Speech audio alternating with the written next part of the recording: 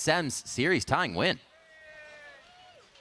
Thank you, Riv. 1-1. We've got ourselves a series. Yep. I'm sure many people are very happy about that, but what I want to talk about is the fact that TSM did make some of the adjustments we had talked about in the previous segment to their team comp in terms of preparing it a little bit more for straight-up team fights by giving themselves a front line this time around. I said pick a team fight or pick a Kog'Maw, and they did both. Kog'Maw was an AD. I didn't specify. Yeah, sure. But that was actually a brilliant last pick by Bjergsen because nothing can really reach him. And I was talking to Freak actually during the game. I was like, I would be surprised if Bjergsen dies this game, even if they lose, because you can't reach him. You can just disengage him with a Gragas barrel, and that's about it. He's going to get his poke off. If he runs out of mana, then he's a non-factor. Yeah. But that's really what it came down to, was can he get that poke off? Can they get to the level 16? And what was cool is that TSM made these adaptations to their composition while still staying true to what TSM wants to do, right? Dyrus, yep, you're going to be essentially 1v2'd by the enemy jungler. Shield max Sion. He's not even coming in with the illusion of having lane pressure himself. There's no reason he wants any kill pressure whatsoever,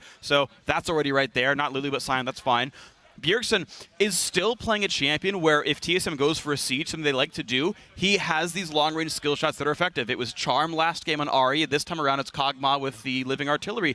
All these tools are still here, but as you were talking about, Aiden, they put together a better teamfight composition, and that worked really well. And then it came down to two good team-fighting comps that come down to execution. Right. And I love the Sion instead of the Lulu, as you mentioned, because it allows them to be more proactive in their team fighting. With the Lulu, when they were ahead, they still weren't able to force as many fights as they wanted to. Here with Sion, Sejuani, we get to fight whenever we want. They throw the cannon with the Fates call in there as well. And there's no way you're getting out if we choose to pick this fight. Yeah. The counterplay to that, though, was C9, which we saw illustrated midway through the game, was really nice with their ability to disengage. Yeah, it's really cool. There is a really interesting texture to how the team fights worked in this game. So on one side, you've got essentially a double blade of the Ruin King AD carry team. Sneaky got that item fourth. Okay, later on, but High intelligently buys it second. Ruin King second on Corki. And Meteos does a really good job of saving his ultimate to knock back the backline of TSM. So TSM engages in, Explosive Cask pushes Corki and Kalista away, who have no good ways without using Summoner spells to get back into the fight. And then the AD carries swarm down, they kill off the Sejuani, they kill off the Sion, and then we'll 5v3, do whatever we want. We saw C9 get a Baron eventually that game because of this kind of stuff, and that was cool. But as time goes on, Kog'Maw gets higher levels. He can no longer be disengaged because the ulti is so darn long. And he just scales up in damage over time. So then once TSM can reach C9's backline, well, those guys get one shot. Well, speaking of which, we're going to pull up our replay here because we're going to go pretty far into the game where exactly that happens. We watched Bjergsen land all of his skill shots here. Irene? Yeah, so this fight actually breaks up into two different parts, and I love Bjergsen's positioning during this team fight. You're going to see Santorin ulti the backline, and those are the two things to watch for as we roll this clip out. You're going to see Santorin be like, all right, it's time to go after the vision's been denied, and boom, Bjergsen actually kites downward and around. He doesn't even want to be close to where C9 can actually touch him. So he walks around the wall, the Sejuani ultimate hits the backline, and then he's just throwing pop shots, and he's actually covering the escape option of Cloud9 at this point. He gets an auto on High. Yeah, it's really actually quite brilliant how Bjergsen plays out this entire game.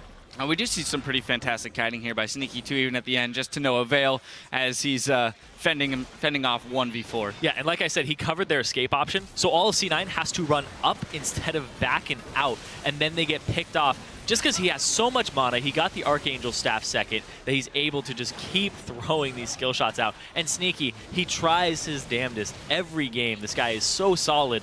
And right here, it almost looks like he's going to start getting kills, but Bjergsen, out of nowhere. With the snipe, absolutely. So, you know, that was another thing you talked about, Freak, was the mid lane stepping up here for TSM, right? If they're going to put focus mid lane and get him some early advantages, that they need to then use them more effectively throughout the rest of the game. You have the best player in North America in Bjergsen. I think everyone can agree, right? MVP winner. He's probably going to be the MVP winner of this series as well, seeing games like this.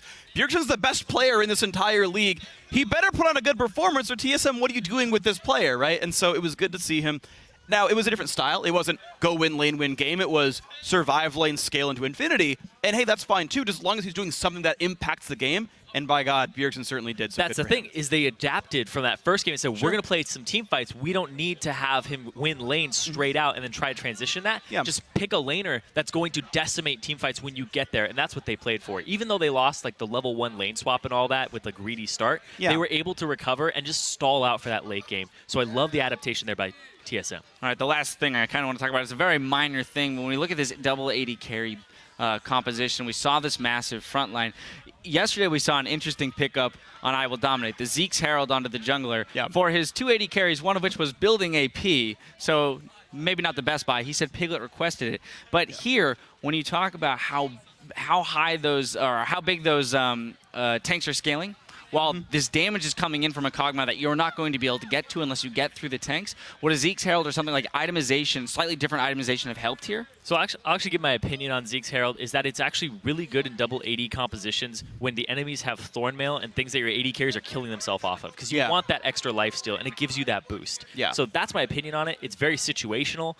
Itemization against the Kog'Maw, it's difficult because you need Righteous Glories. You need to just run straight through. The Sejuani's going to disengage you, though. Gragas, it's really hard to deal with it because it's that last pick Kog'Maw, so they need something to flank. It's all about the positioning. I don't know so much about itemization. Yeah, I mean, if there's going to be an itemization point in the first place, I think it'd be C9 should probably play double Locket here. They were eventually just getting shut down by all the magic damage that was coming out. And, okay, double Locket, right, there's some anti-synergy. The shield's half value. The aura, the second aura only affects 2 people. But just having a little bit of extra, just don't get one shot by Cog Burst and ensuring the aura is there for the rest of the team, that actually could have been like the one itemization choice to really make here. But overall, I mean, you don't have great hard engage. You're looking for Morg bindings and body slam flashes. Like, none of those are actually going to reach Kog'Maw. So if you're not running assassins, and of course they can tell that because they picked Cog, like, that's just, this champ is going to work against that comp. It's a double-pronged threat, too, because it's Wild Turtle on Callisto. You need point and clicks to lock him up, so if the Maokai gets in there and uses them all on him, doesn't have them for Kog'Maw. The ideal situation is to have them grouped and deal with them at the same time, but you saw Bjergsen's like, nope, nothing to do with Wild Turtle, basically stayed 10 feet away from it all time. Yeah, Fabulous play individually for both of them in terms of positioning in those team fights, making sure they kept the 2 threats separated from each other. Well, that's going to about do it for us here at the Analyst segment. We have an amazing crowd out here watching with us today. We do. Here in Los Angeles, but there are a ton of viewing parties happening all over today. Here are the fans in Toronto where they have taken over a theater and are watching the game in style. A big screen for some big championship action. That's right. We got our own big screen here. We got a big crowd, and everything's good. But we're going to step away while Team Solo Mid and Cloud9 prepare for our round 3 of the championship finals. So don't go anywhere.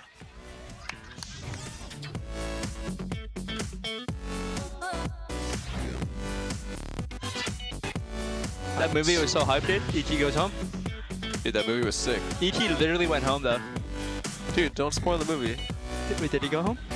Yeah, with the spaceship. Dude, don't spoil the movie. Yeah. Lustboy didn't need to go too deep. Lemon. Dyrus from downtown just crushes Lemon Nation. Throws down the ulti right into the team. He gets the 3-man pop-up as well. The follow-up now from Lustboy throws himself into the fray. 48 seconds on these death timers right now. Both teams are losing a lot of health. I'm ghosting. I'm fine. Comedios. I still have my ult. Balls. Give us. I still have my ult. We can keep I'm going. chasing Lemon. Team Solo Mid tie up the series 1-1 against Cloud9.